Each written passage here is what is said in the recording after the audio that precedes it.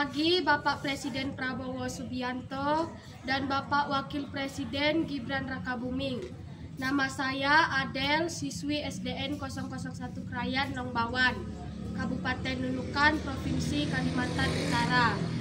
Bapak Presiden yang terhormat, kami mohon realisasi program makanan gratis untuk sekolah dasar segera diwujudkan. Program ini sangat penting untuk memastikan anak-anak mendapatkan gizi yang cukup agar bisa belajar dengan baik dan tumbuh sehat.